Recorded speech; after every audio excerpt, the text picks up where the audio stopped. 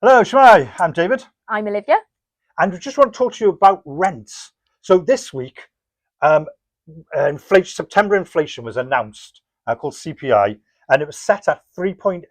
And you're probably wondering, so what? Well, for a decade or more, social housing rent in Wales is based on this September CPI figure. So, just as a bit of a reminder here, if September inflation CPI is below 3%, then rents rise CPI plus 1%. If inflation is between 3 and 5%, then it rises CPI plus 0.5%. If it's over 5%, then the housing minister sets the rent figure. So, September CPI has come out at 3.8%. That means that social rents will likely rise for most at 3.8% plus 0.5%, giving us a total of 4.3% on the 1st of April next year. But David, what does that mean for affordability? So it affects people different ways. So certainly minimum wage is the first one we were looking at. That normally doesn't come out till the end of October. So we don't know the figure yet, but they do forecasts every so often. And the last forecast predicted 4.1%, which is below that magic 4.3%. Pensions, though, are set at the UK budget, which is end of October, November, no, 26th of November. And so that'll be announced by the Chancellor. Again, we don't know what that is. We've looked at some data. Money saving experts have been looking at how government calculate it, and they're predicting 4.8, which again is higher than the 4.3 rent rise. And one good news we saw this week, though, was the real living wage.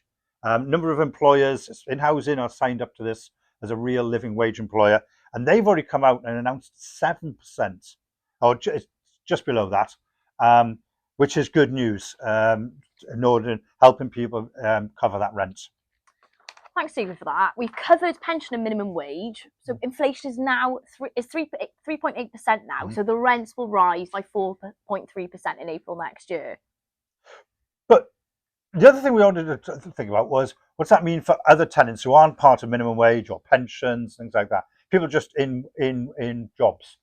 And my worry is, and bear with me because it might take a second to explain this, rent is set in September and inflation is quite high at the moment. Most people think that inflation is going to fall by April, which is good. We want low inflation. Economies thrive on lower inflation. But wage settlements are often done in the spring. In April, do this in TPAS and others. So you could have a higher rent now set, 4.3, but maybe inflation could be around 2% in the spring, and you could have a wage settlement of only 2% when you're hit with 4.3% rent rise. That's not good, and that concerns me a great deal. In the sector, however, they would argue, well, it could be the other way around the next year. You know, you could have low rent rise and higher wage settlements in spring. So you get winners and losers, and I'd love to look at that. I'd love to work with somebody, if someone out there watching this, I'd love to look back 10, 15 years and see what the differences are between that September and April, and are there winners and losers, and who is that? So if that's of interest, do get in touch with me. I want to work with somebody like that. Diolch yn fawr. We really hope from the TPAS Cymru team that you found this useful, and we'd love to discuss this with you further at our next Tenant Voice Cymru forum. Thank you. Bye. Diolch.